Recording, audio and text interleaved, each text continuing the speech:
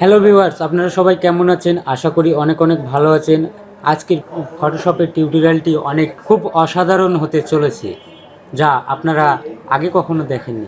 আমার স্ক্রিনে যে একটি ইমেজ দেখতে পাচ্ছেন, এই ইমেজটিতে কিভাবে আমরা অটো লাইটিং ইফেক্ট দেব এই বিষয়ে আজ আমি আপনাদের বিস্তারিত দেখাবো। তো চলুন বন্ধুরা শুরু করি। তো বন্ধুরা দেখতে পাচ্ছেন ফটোশপ সিসি সফটওয়্যারটি আমার ওপেন অবস্থায় আছে। এবার আমরা এই ইমেজটি লাইট ইফেক্ট দেব।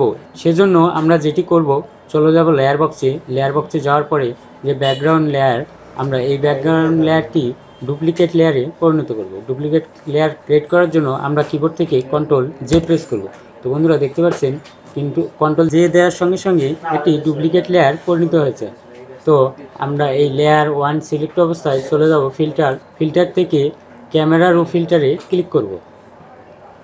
তো বন্ধুরা দেখতে পাচ্ছেন ক্যামেরা রো নামে একটি বক্স ওপেন হয়ে গেছে। এবার আমরা এই লাইটিং ইফেক্টটি দেওয়ার জন্য আমরা যেটি করব, এখানে দেখতে পাচ্ছেন এক্সপোজিওর, এই কালারটি আমরা একটু বাড়িয়ে দেব এবং আপনার ছবির কালার অনুযায়ী আপনারা বাড়িয়ে কমিয়ে নেবেন। আমি এটা 2.00 করলাম এবং কন্ট্রাস্টটি একটু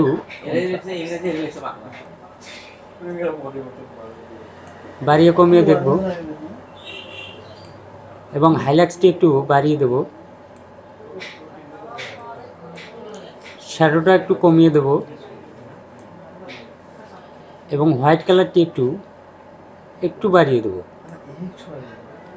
নিচে যে দেখতে পাচ্ছেন স্যাচুরেশন, এই স্যাচুরেশনে একটু আমরা বাড়িয়ে দেব এবং কালার সিলেক্ট করে নেব। এবার আমরা ওকেতে ক্লিক করব। তো বন্ধুরা এবার যদি আমরা একটু বিফোর এবং আফটার দেখি, তাহলে দেখেন ছবিটি কতটুকু চেঞ্জ হয়েছে। Before after. তো বন্ধুরা দেখতে পাচ্ছেন খুব অল্প সময়ে আমরা একটি অটো লাইটিং ইফেক্ট দিতে পারি। তো যদি আমার এই ভিডিওটি ভালো লেগে থাকে তাহলে আপনার বন্ধুদের শেয়ার করে নেবেন এবং নতুন নতুন ভিডিও পেতে সাবস্ক্রাইব এবং বেল আইকন। তো এই ছিল আজকের মতো, সবার সুস্বাস্থ্য কামনা করে এখানেই শেষ করছি।